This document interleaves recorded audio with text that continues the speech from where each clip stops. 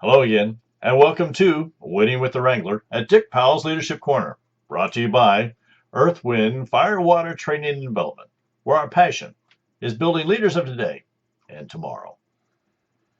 Leaders, the information on today's program was gathered from many different places and many different people. If you hear yourself in our conversation today, please remember, it is not all about you. Today we have Miss Robin with us. Miss Robin, how are you doing today? I'm terrific. I understand that you have used this information today. We're going to cover in a leadership opportunity. Is that right? Yeah, I do. I have I have this team, a leadership team at a church organization, and I try to do something either to build relationships or leadership every month. That sounds like a great idea. You sent me this the day before yesterday. I'm like, oh, this is timely. I don't have to go hunting. And all I did was, this is a simple group. We're old, we're experienced, we kind of know what's going on. But you can always grow. And what I said was, pick out 2 of these things that you might like to work on. So I'm telling you all that the same thing. You can't remember all 10, but you can remember, write 2 of them down that you really feel like you need to work on now.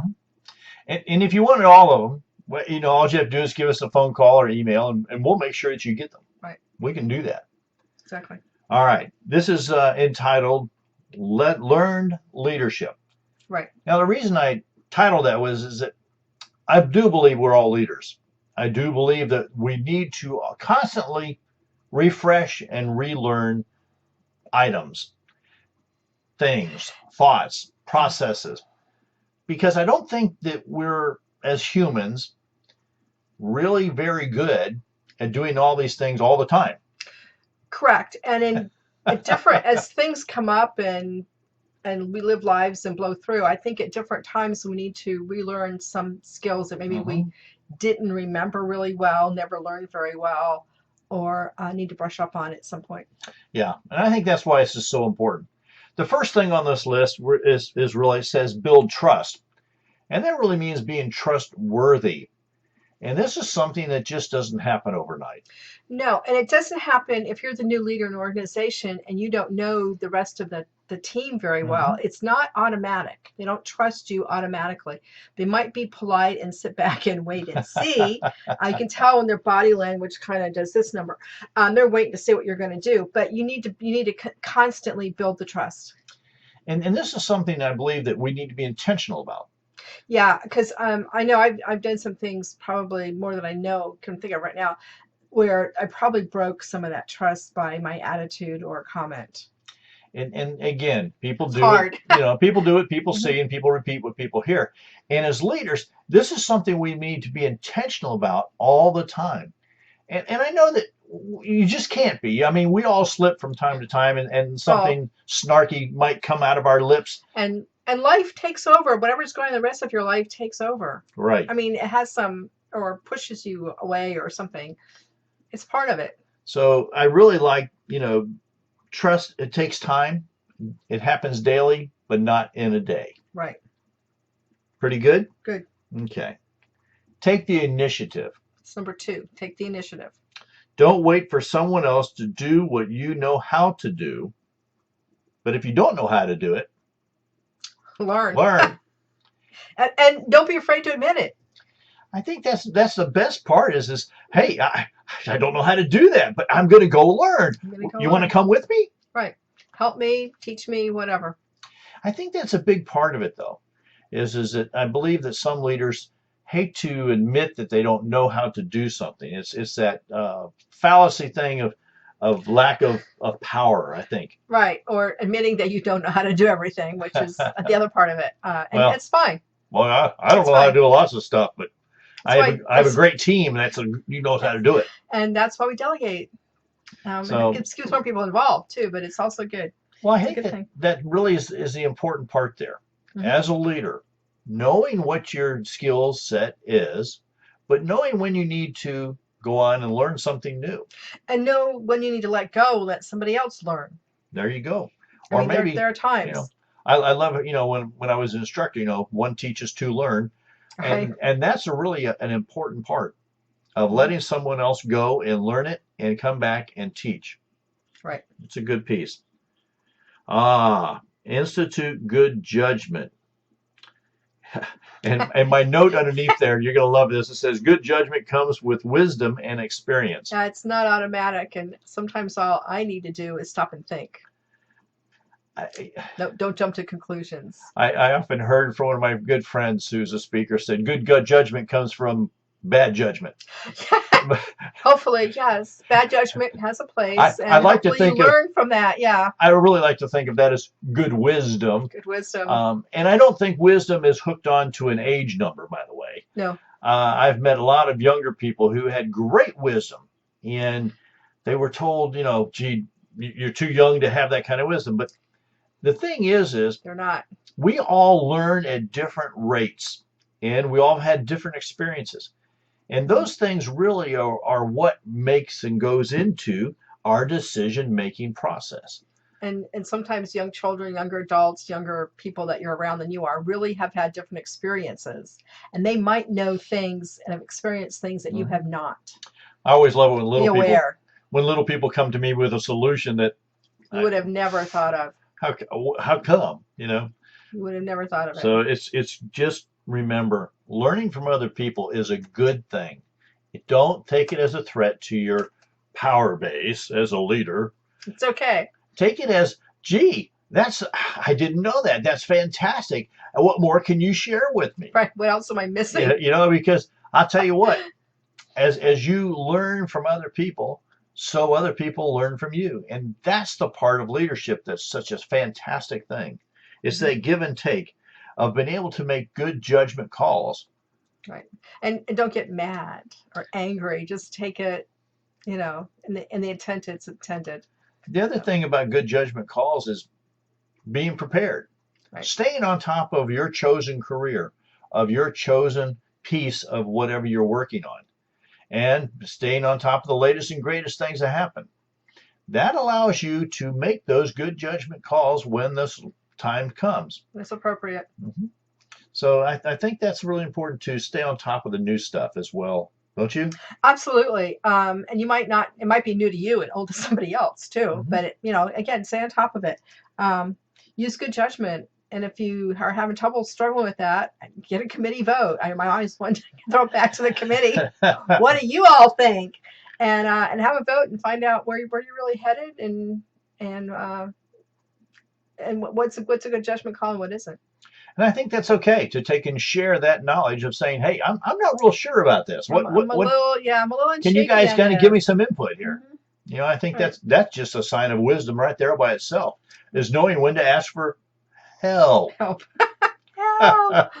Right. Number 4, what's on there? Oh, speak with authority and credibility. All right. So the second line says, prepare yourself so that your speech exudes your knowledge. Good luck with that. That's a goal. But you need to... I like the word exudes, okay. When you're speaking, kind of be sure about what you're saying most of the time. Don't be a wishy-washy and kind of things like that. You need to speak what you know, mm-hmm. Ask for help when you need it, and be the authority and have credibility. Otherwise, once you lose the credibility, not so much the authority, but the credibility, it's a hard thing to get that back. Check your facts. Check your facts. Do your research. If you don't know, keep your mouth shut. Very difficult for Robin. This is one of the most important pieces that we could ever give you, I believe, is check your facts. And check them in more than one place. Mm-hmm. I sometimes have checked facts in only one place, only later to find them not quite correct. Yeah. So doing the research takes more time. I know. The part is, though, is when you stand up with authority, you need to make sure that you have all your facts correct. They're correct. And you be able to tell people where you got them. Right. Okay. And I always, that's your credibility factor. My side piece is always the facts as I know them at this time. Right. Because things can change, or there can be some big, huge pieces of information that you are not aware of. But be ready to back separate. But again, when you speak, speak with authority and credibility. When I when we say this, we don't mean really just to take and stand up there and palaver. Okay. Right. What I Keep do it mean short and though is sweet. I do mean to stand up straight, back straight, chest out, and that piece of authority really comes through as knowledge based. That these people really do know what they're talking about. I really should listen to them. And by golly, guess what? I just might learn something. That's right. That's what this is all about. And leaders, Be aware. I understand that sometimes you just don't know everything that's going on. You haven't been able to check the facts. Tell that right up front. Right. This is as I know it right now. I haven't been able to check all these facts, but I'm going to take and do that. And I'll have to get back to you. Right. Be straight up about it. Be honest. Okay, that's the biggest part here. Don't make stuff up. Oh my goodness, do not make stuff up. Oh, I will come back and kick Do you not in the do the panty so hard. Don't do the fake it till you make it thing, okay? Because that'll come back to grab you real quick. Enough said. Moving on. Moving on. Number 6. Number 5. Number 5. Be optimistic and confident. Optimistic and confident. Speak boldly with understanding, empathy, and enthusiasm. Right. Can you empathy? What? That means you feel what they feel. Like, feel me. I feel you, baby. Feel me, baby. Just be empathetic. Sometimes, with other people will come up with statements that, again, they may not be what you understood them to be, but be empathetic with them. Feel their pain, acknowledge their pain, and then try to get rid of it if you can. But be optimistic and be confident in whatever you're doing. Don't be the pessimistic leader in the front of people. It's bad. Just be optimistic. Be hopeful, open, feeling. The thing about this thing is the last one was, with enthusiasm. I want to tell you what, you can make or break your whole organization with lack of enthusiasm. This thing of being empathetic, I'm telling you what, a lot of times people come to me with things that, boy, I think they're kind of wackadoodle. But when I really sit and look at them, I can get excited about it because they're a new way of doing something. They're a new idea. There's this excitement that they exude when they talk to me about it. And I have to say, wow. I never saw it that way. And that happens a lot if you take the time to listen to other people. I know there's like a lot of cultural, racial things that we come at from different directions in a group, but be aware that those exist first and foremost. Well, I think this whole thing of leadership, quite honestly, when we took a look at leadership learned, for me, leadership is all about relationships. And that's what we're talking about here over and over. I know John says, leadership is influence, nothing more than nothing less. Mm-hmm. So who are you letting influence you? But I really truly believe that influence is relationship. It's relationship, and be aware. And so I really believe that I would interchange those. And John and I have talked about that a couple times. But he really likes his statement, just so you know. Well, he's got to live by his statement, too. He can't go back and change it at this point in life. Come on. He's written a lot of books on those statements. 21 Irrefutable Laws of Leadership. Yeah. There it is. Okay. So we're still doing optimistic and confident with understanding, empathy, and enthusiasm. I'm going to put something in here. If you're in an organization where the leaders aren't optimistic, confident, understanding, empathetic, and enthusiastic, you might need to find a new organization.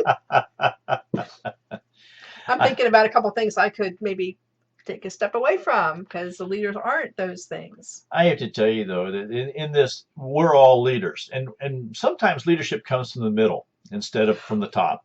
Right. And so be aware of that. Robin and I teach that all the time. And the thing is, though, is you can be excited, enthusiastic, whether they are or not. Right.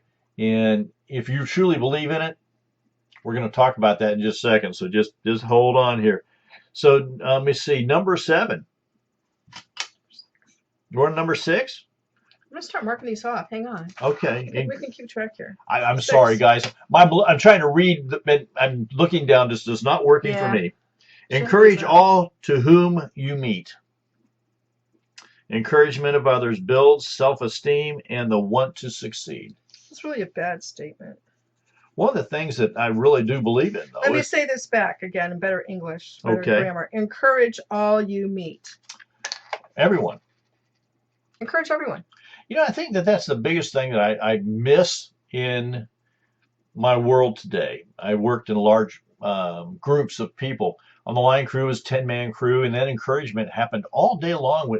Sometimes it was funny, and sometimes not, but it really meant that people believed and cared about you. And knew that you can do the job. They also knew that if you were up on that pole, they were glad it was you and not them. Yeah, some days it was that way. Yeah, you can see how that could be part of it, But I really believe this encouragement. But you have to encourage people. You can walk down the hall in whatever organization and encourage people. Mm-hmm. Good job.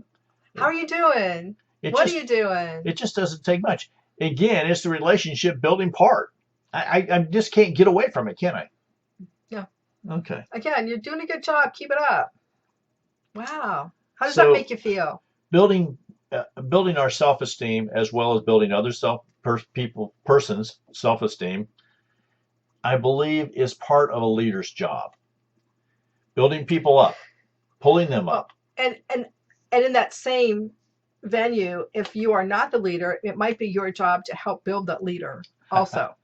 And that is an important piece. Not knock them down. I've been involved with people who thinks their main job is to knock you down or tell you everything you did wrong. And that's not part of their job, and it's not what you'd like to hear. And it could have been done nicely. I think that... or not at all. There's just times when that's just not appropriate. It's inappropriate. It's inappropriate. And not necessary. And if you find yourself as a person going up to someone who's just got done leading something and critiquing everything in a negative way, stop. There was a piece that helpful. I learned many, many years ago that was called the sandwich. Okay. You go up and tell people what they've done well. Mm-hmm. And then if you see a criticism or something, you put it in the middle. Something that needs improvement. But you always end up with something they did well. Okay. I would tell you that a book I read many, many years ago called The 1 Minute Manager. Really? Yeah. If you haven't read it, it's a quick read. It's a good read. It's a good read, but it tells you that when someone says something wrong, you spend 30 seconds telling them what they did wrong and 30 seconds complimenting them on something they did right. So again, if you have people in your organization that consistently do the opposite of compliment, like they complain or they tell you everything you did wrong, stay away from them. Get rid of them. They don't belong there. They just might be people that you need to move out of that situation. Yeah, move along. Shuffle them off. What do we got next, Miss Robin? Number 7. Be honest. Yeah. Be yourself inside and out with words, actions, and deeds. Don't be somebody else. Doesn't work. You can change the person you are. You can prove it. But only you can do that. Only you can do that. But don't be someone you're not. I choke every time I go to this one organization where they tell you to fake it till you make it. And every time that works the leader situations occasionally. The leader says that from the front of the group, I start to shake and the person sitting next to me goes, "What's wrong with you?" And think about what they keep saying. Because that means you go be a phony. Right. Well, until you maybe learn not to be a phony. Now, at what point do you move from being phony to being real if you've been faking it? I understand you have to fake it a little bit sometimes. If I'm going, I always tell people, hey, I don't know what I don't know right now. Right. I never try to fake it. I try to be real. Mm-hmm. You know, I am. Somebody said to me the other day, "You're just who you say you are." Well, I said, "Well, that's a compliment. Thank you very much." Because we try to be real. What you see is what you get. Mm-hmm. That's being honest. Now, there are times when in your language you need to kind of curb your being honest with what you say and do. Being polite. Yep. There is a part of being polite, yes. You don't have to be honestly nasty all the time. There's a difference between having honest, positive criticism and being nasty criticizer. Check down, right. There's a total difference there. But again, be yourself, and hopefully that's honest and nice. Hopefully it's honest and nice. Well, at the core. It'll always go back to being civil with one another. Okay. Okay? What do we have next? Number 8. Don't compromise on the truth. Whole truth and nothing but the truth. Well, as much as the truth as you need to share anyway. Well, the truth is you know it right then. Mhm. Okay? Again, the truth is I know it at this point. So do the research. Do the research. Spend the time. I can't really encourage you enough to do the research and be prepared. And that's more than just the Boy Scout motto, okay? It's a Girl Scout motto too. It really means that you've taken the time. You've taken the time to look into it, do the research, so you can discern a situation, that you can really work on solutions instead of excuses. And sometimes if you're doing that as part of a meeting, you can just stop and say, what are you not telling me that I need to know right now? Okay. Something as simple as that, like what are you not telling me? And someone will come forward with what maybe that one piece of information you didn't hear before, you didn't know. But it's important. And that's a good point right there. Right. A lot of times we get so involved in this that we don't hear that one little piece that we missed. And that's good to go back and say, hey, I'm not so sure I understand. And encourage the people on your team or committee to come up with those facts if they know them and not sit on them. Yeah. Because everyone needs to know some of that stuff. Not always, but sometimes before you make a big decision or something like that, there's things that people need to share that have not been shared. And again, please know where you found that information. Mm-hmm. Be able to really back it up. It's really important.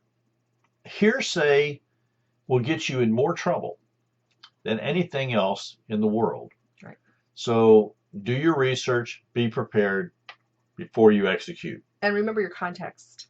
Oh, yeah. All right, so we're up to number 9. Yep, stay focused. Stay focused. I have trouble with this one. I really do. Have you noticed? I'm gonna read what I wrote because it's just so poignant. Ooh. Place your X on the map and stay the course. Yeah. If you must take a detour, do so with the knowledge that you are still headed towards your destination. Mm-hmm. Why is that so important? Well, here's the thing. Life happens.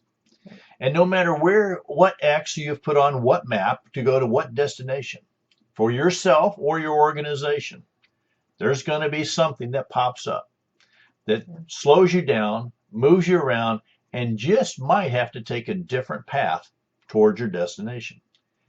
It's how you handle that as a leader that really will set you apart from being a mediocre learner and leader to a great leader. Okay. It's how you handle those times that just don't go right. And some decisions there need to be relooked at. Right. Well, again, if you are, in a meeting making plans and directions for an organization, mm-hmm. and someone, you've got your vision, your mission, and your direction, your plan there. Someone comes along with something that is not part of those things. How do you deal with that? And should you deal with it? And the answer is yes, you should deal with it. You should either stop it or take a side trip and understand that you're not at this point. But if you've got your vision and your mission in place, you've got a direction to go. Keep aiming for it. Don't get constantly sidetracked. Sometimes those are helpful little detours. Parts also, the detours. But for the most part, they're just detours. Here's the thing. Your vision is your future picture. Your mission is your purpose. And your strategy is your plan. Right. Your vision and your mission really don't change or shouldn't change. The plan, the strategy, you know what? Ages and stages are going to take and interrupt that. Both ages and stages of your corporation as well as yourself. Right. What have you learned? You need to know that there might be a different path and a better way to get there than you had originally planned. And be open to those things. That's the thing. Evaluate them as they come up. Don't just disregard them, but do evaluate. Make sure you stick true to your path. That's the whole thing. Mm-hmm. Stay true to who and what you are. And the reason Robin and I say this is that we're encouraging people to really know their values and where they come from and their non-negotiables. Knowing those things helps you always stay focused on that path. And that, my friends, will lead you where you really want to go. Now, I know we've come to number 10, and number 10 really is a kind of a hard No-brainer. thing. Oh, I thought it was a no-brainer. Oh, well, see, now this is a good discussion then. Number 10 says lead from the front by example. Right. George S. Patton said that if you're not willing to lead from the front, go to the rear. Right. What he meant by that was if you're the leader and you're not willing to lead from the front, you're not the leader. Go away, let somebody else take the lead. I look at it a little different way. Lead from the front by standing tall and standing up for what you positively believe in. Know that what you're going to say has been researched and thought out before you say it. And be intentional about what you're doing every single day. Realize that as a leader, people look to you for an example to lead themselves by, as well as what you're doing every single day at work and at home and at play. This thing of being a different person in each one of those places really will come back to bite you from time to time. Oh, yeah. We've working with leadership groups in churches and whatnot. This is a very important piece. Now, whether you're an elder or a deacon or you're the pastor, I'm going to tell you what, you need to be the same all three places, home, church, everywhere. Yes. And if not, you will eventually, there will be trouble. You eventually will be found out. Yeah. And when it happens, it almost comes to a surprise when the person gets found out. And I always kind of wonder why it was such a surprise to them. So I'm going to encourage you as leaders to stay the course. These 10 things, Robin and I both know that you can't do 100% every single day. What we're encouraging you to do is to take a look at them and pick out one or two to work on. Benjamin Franklin had 13 things he worked on, and he worked on one a month. And every month he would change. And that kept him on what he felt was the straight and narrow. I probably ought to pull those out and go over them sometime soon. But these 10 will keep you in path to be a success as a leader and those people around you to do the same. So let me reread them real quick before we jump out of here. Number 1, build trust. Number 2, take the initiative. Number 3, institute good judgment. Number 4, speak with authority and credibility. Number 5, be optimistic and confident. Number 6, encourage all you meet. Number 7, be honest. Number 8, don't compromise on the truth. Number 9, stay focused. And number 10, lead from the front by example. Robin, you got anything you want to say to end this up? No, just do your best. Like I said, pick out one or two at a time to work on. Be aware, pay attention, and grow the people around you. It's so important that we as leaders stay in tune with who we are and how we're doing. So what I say is every once in a while, ask others how you're doing. It'll be worth the while. Now I see our time is running short, so on behalf of myself, Dick Powell, and Robin Powell, and the whole Leadership Corner team, we want to say thank you for being a part of today's program. Our hope is that you've received a nugget of wisdom that will help guide you to become a better leader. Now, if you have any questions or comments on today's program, don't hesitate. Give us a call, 727-422-1833. Send us an email, dick@ewfw.org. Go to the website, www.ewfw.org. And when you know you're ready to have us come and do a leadership seminar at your location, go ahead and give us a call and get on our calendar because we fill up very quickly over the year. Now, the big question is, which one of these things that we've talked about today are you going to work on? Send us an email. Let us know what you're working on and how we can be of help to you. Well, so long. I guess that's it, isn't it? Think so? This has been a great discussion today, and we want you to remember just one thing. This has been the Leadership Wrangler. So ride hard, ride fast.